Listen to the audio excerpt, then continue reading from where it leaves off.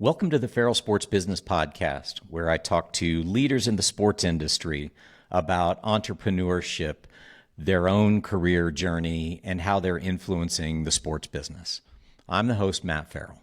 In this week's episode, we're going to talk about ticketing and sports ticketing and hospitality industry within sports, how companies manage their tickets as a part of ROI initiatives around sporting events, the influence of the WNBA on corporate hospitality tickets, and actually the influence of Taylor Swift on corporate ticketing.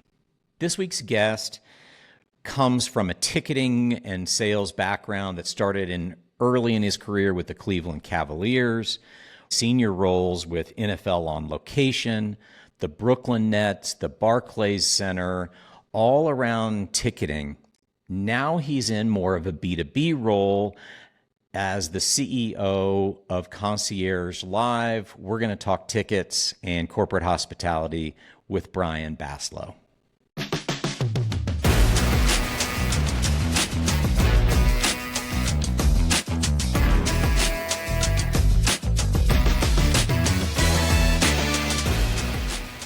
Well, Brian, welcome to the podcast. I really appreciate your time. Thanks so much for having me. So I think what we need to do is start with a little bit of context. Can you talk about your role in Concierge Live? Sure. Yeah, I appreciate you asking, and thanks again for having me on, Matt. So I'm the CEO of Concierge Live. So I guess on paper, I'm sort of responsible for everything in the company. But we have a great staff, and our company really sort of breaks down into business development, client services, G&A, and development. And again, in the end, I oversee the whole project, but my skill set really leans towards the business development end. And we have really good leaders in the other departments that really take on the vast majority of the work. So how long have you been in that role? And really, what were the moving pieces and the stepping stones that got you there? Yeah, so I've been with Concierge Live for 5 years. And it's my first experience typically, and I know, as you said earlier, the vast majority of my experience has been on the team side or the property side. This is my first time being sort of in the vendor side in a private business, supporting teams and brands and sponsors. So I've been doing it for 5 years. And I'd be happy to answer questions along the way, but, little bits of my career have all sort of amalgamated together to make it so that, it's a good fit for Concierge Live and a good fit for our clients and our partners. It looks like your foundation from even earlier in your career in each step has really been about business development and selling, and probably some humble roots of selling tickets from the beginning, I would assume. Yes, honestly, it's one of the best experiences you can have in this space. And, I've been in the business over 20 years, Matt. When I started in the sports business, the vast majority of the entry-level jobs in sports were in this sort of inside sales, telemarketing space of selling tickets. And I loved it. I loved the experience. The thing I loved most about it is it's a great training ground for just learning the basics of business development. How do you approach the marketplace? How do you prospect for customers? How do you have an initial phone call? How do you go to someone's office and have a face-to-face presentation? And how do you take it from the beginning of the sales process to the end? And although maybe the product that I'm working with now is a little bit more sophisticated and it's a different buyer, honestly, the journey of the conversation, the journey of the process is very much the same. And I'm honestly so appreciative of my first couple bosses and the trainers that they exposed us to. Because again, what I do day to day now is not that dissimilar to what I did when I was 22 years old. Certainly the business has evolved of tickets and hospitality and all those things. And there's probably more data analytics careers than there were when you started or I started. Totally. But really, is that selling tickets still just a core foundational piece of getting into the sports business? Yes, it's a huge part of the industry. I would venture to say on most teams and venue staffs, it's still the biggest department that any of them have. So still, it's a huge part of the business. I will say, as time has gone by, and I have gotten older, I think there's been much more of a blend of marketing, data, and then true person to person sales and business development. Whereas when I first started, there was a lot of there was a huge human effort of calling through the phone book and calling through your CRM to try to get prospects. Teams and properties have done a great job of layering in a much more sophisticated marketing sort of air attack, if you will, to try to drive more inbound sale or to drive more inbound leads. And then you mentioned it, but the amount of data and strategy that has now been dovetailed into that is night and day to when I started. And so, from the marketing effort, there's a lot more strategy and a lot more focus on who the ideal customer is, how to reach them. And so, the old school early 2000s of just call as many people as you possibly find and it'll kind of filter down. Now there's a lot more pinpoint accuracy and honestly financial efficiency in getting from and finding these customers and sort of pulling them through the sales process. So now today with Concierge Live, I would rather hear your description than mine, but it's almost the flip where now I'm a company, I'm a corporation, I've invested in a property, whether it be MLB or NBA or whatever, and part of my sponsorship rights and assets is tickets and the management of tickets and hospitality. Maybe even go deeper a little bit on Concierge Live and how did this category really start? Sure. And thanks for that. So at a high level, by the way, Concierge Live, we are a corporate ticket management software platform. Ultimately, we are a software system mostly for corporations that have a portfolio of sports tickets, banks, insurance companies, large car companies, beverage companies that have portfolios of these tickets. When you have that many, you have some pain points. The main pain points are, how do we efficiently have an administration of these tickets, right? Internal requests and approvals. How are we getting these tickets out to our customers in an efficient way where we don't need an entire staff of humans just dedicated to doing all this? And then most importantly, how are we we're spending a lot of money on these season tickets and suites. How are we getting some sense of measurement of, we spent all this money, are we using the tickets or not? And what is the quality of usage? Who's using them? Are we entertaining CEOs or is the janitor using the tickets? So the main parts of the software are just how do we make the ticket management process more efficient? And then how do we get really good measurement on the investments that we've made? So that's the high level.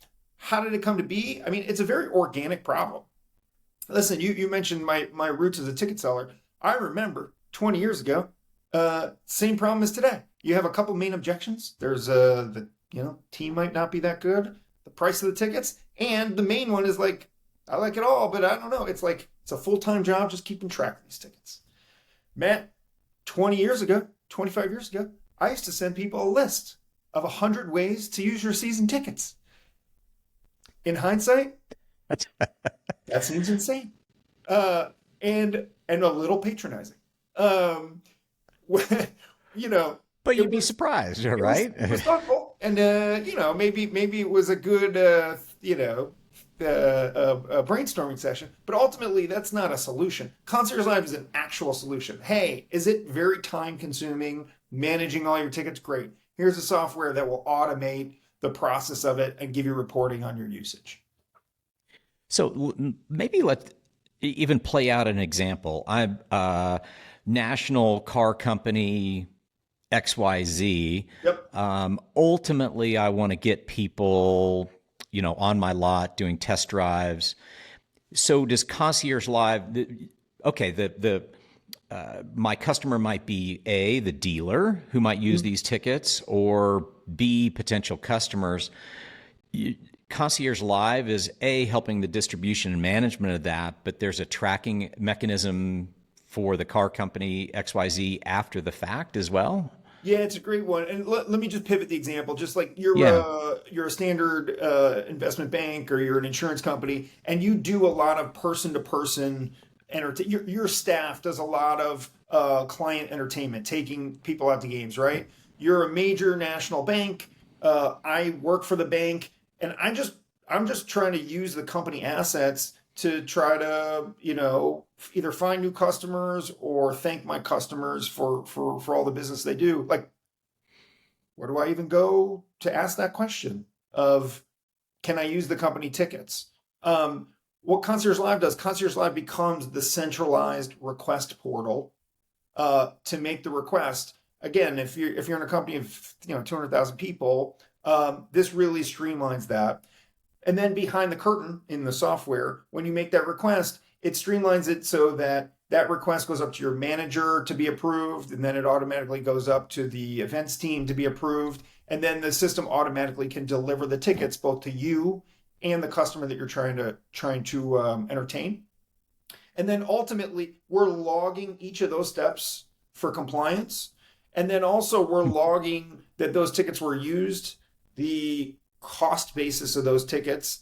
And then if you want to connect our system to your CRM system, you can connect the revenue from that client to the expense of the tickets and truly get a sense of an ROI of the ticket investment.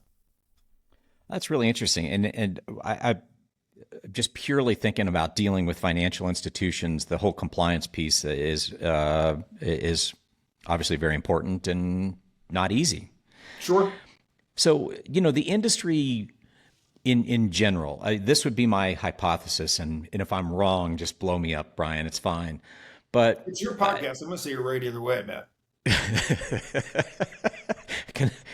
but essentially, following sports is harder. You almost need that cheat sheet on your arm, like an NFL quarterback, to figure out, where my college team's playing, what channel. Right.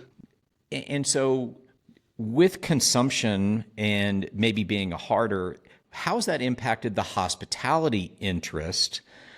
Because there's so much of a digital experience these days as a viewer, as a consumer, social, subscription streaming services.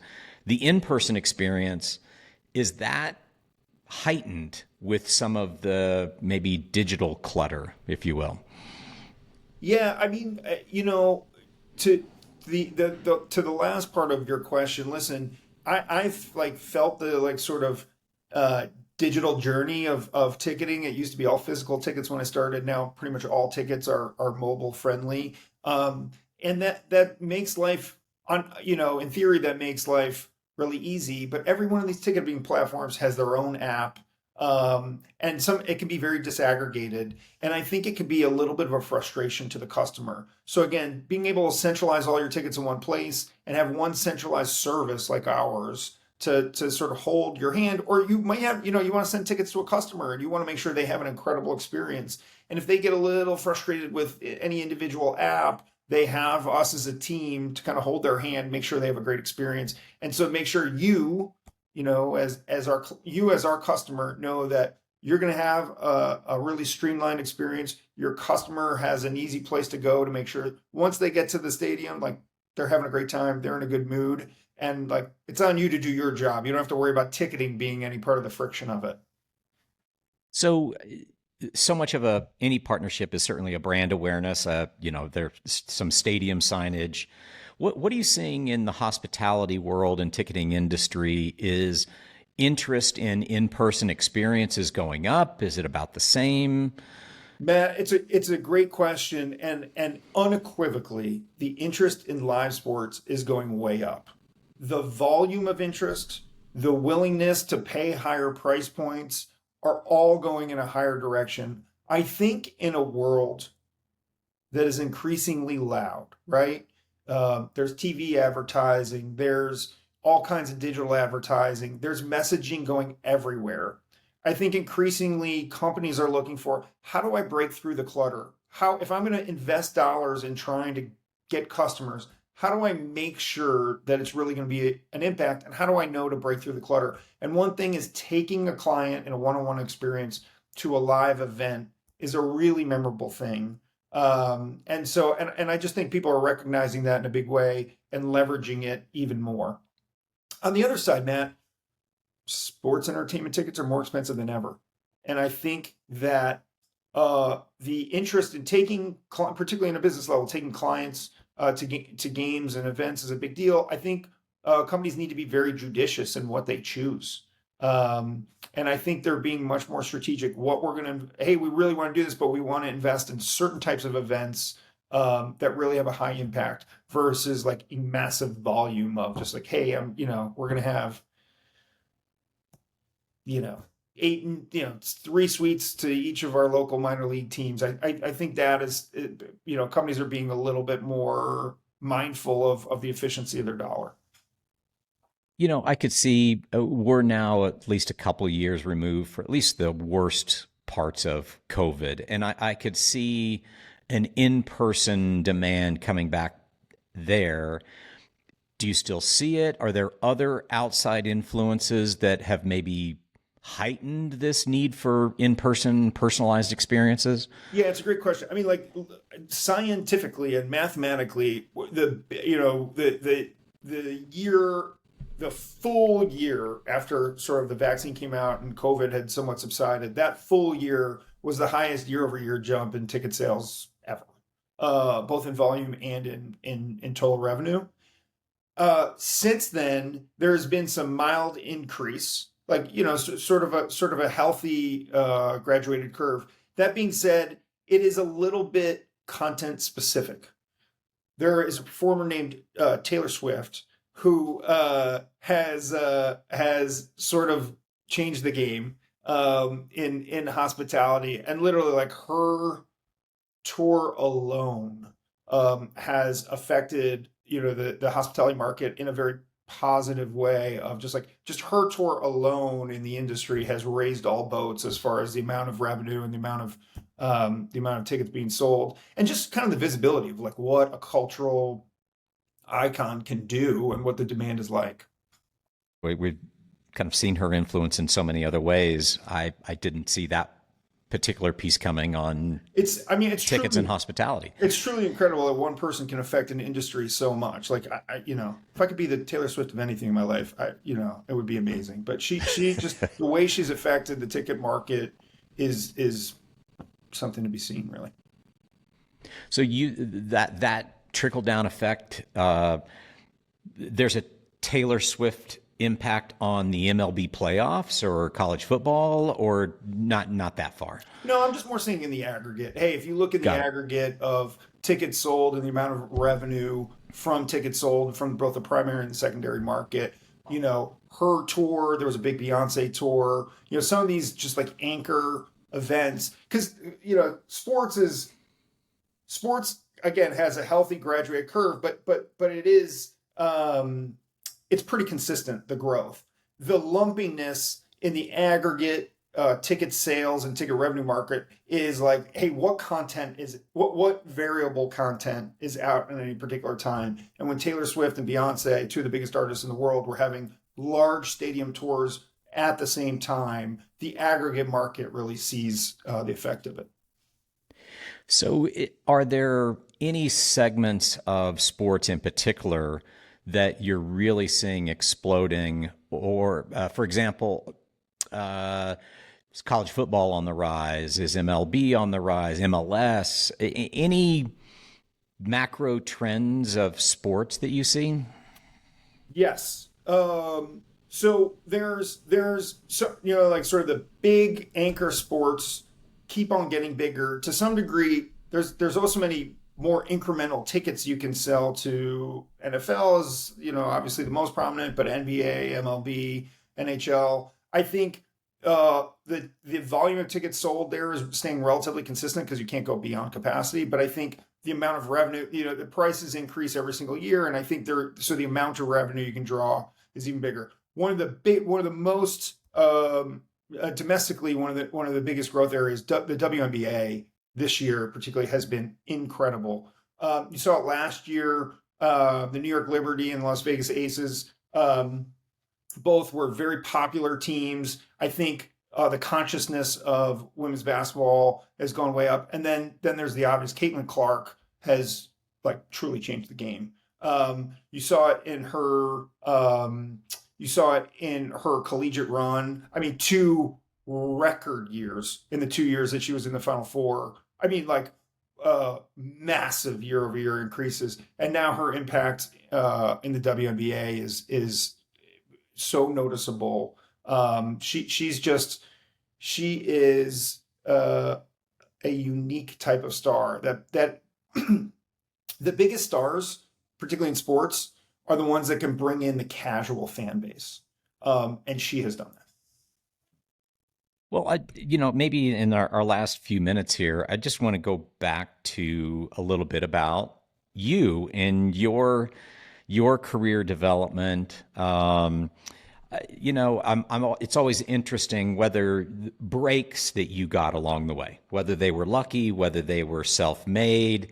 As you look back and plot your career of jumps you made and opportunities, any key pivot points that came up that were just like, aha, that was really changed my course? Yes. That's a really good question. And yeah, I honestly have had I've had a mix of lucky and intentional breaks in my career. I think one that's a bit of both was when my first job. I started working in inside sales for the Cleveland Cavaliers. So all of my best breaks, whether lucky or not, have been people that I've been able to interface with, in particularly a big way. In my first job, my first two bosses were Chad Estes and Mike Andreyko, then at the Cleveland Cavaliers. Now they're principals at Legends. And just the influence that they had on me, both from on a tactical matter in business development, and then what does successful business culture look like? I mean, that is an incredible, sort of break that I got. They also introduced me to a couple of sales trainers that to this day, what they taught me is part of my repertoire. There's a man named Charlie Chislagi and then another named Lance Tyson, who again, I just think about, a presentation that I did yesterday, and the bones of that are truly the same as, what I learned over 20 years ago in Cleveland. So that's a big pivot point that I really think is helpful. And then, with Concierge Live, that one has been a big one as well. Again, probably the biggest leap of faith, Matt, going from these really known brands backed by, sports teams or sports leagues to like a private business. I'd say Concierge Live is one of the most fulfilling experiences I've had, a little bit because there's no guardrails, like we're a privately owned business. There's not a huge margin for error, particularly in the beginning. Thankfully, we've been pretty successful recently, but like, I think the experience of running a small and now sort of medium-sized business has been a great experience. And just not to be too long-winded, Matt, but for some of the audience, I've been saying recently of just like, I wish I took more risks in my journey so far. I think strategically, I saw very successful people and I tried to just like sort of copy their career development route. And also the fastest point between, your first job and the head of a business is just really do well at your job and then you can get promoted to whatever the next level. And I think there's a lot of merit to that path. But I think just as from a human experience, I think trying experiences that are a little more unknown, trying new things, particularly early when there's a little bit more margin for error if you made the wrong decision, I would highly recommend it because I think the fulfillment that I'm getting in my 40s is from the differences of experiences, not like, hey, what's the fastest I could become like a high level executive, at a team. It's great advice. Uh, and sometimes this is a topic for another day, Brian. Sometimes I was in my early 50s and taking risk and change was forced upon you, and you just the skills you get of trying to figure things out, it can actually be invigorating in many ways. So it's like 50% bust down the locker room doors excited, 50% scared to death, is a pretty good mix I sometimes. love that. This could be a teaser for like Brian and Matt season two. But I love that concept, this 50-50 concept. I think that's a really good one. Yeah, I usually phrase it a little less PG, but last one for you. Anything about Concierge Live? Where can people find it? Anything on your radar that maybe I didn't ask you? No, thank you. I mean, and listen, you've been very solicitous in the whole conversation.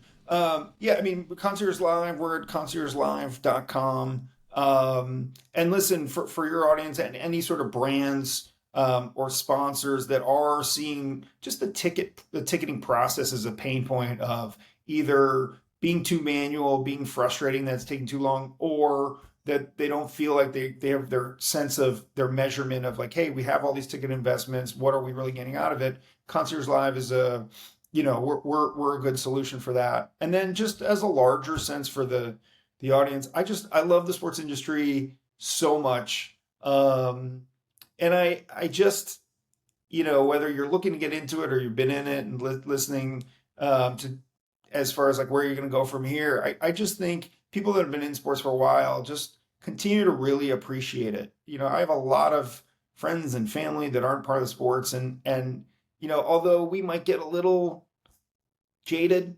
by the experience of got to work another game, or you got to go on another trip to a conference, to I can meet all of the 30 other teams. That's a pretty cool experience. I think there are a lot of people just clocking in and clocking out 9 to 5, wishing that they could be part of this sort of small ecosystem. So, just really take a step back and appreciate it because it's a pretty cool journey we're on.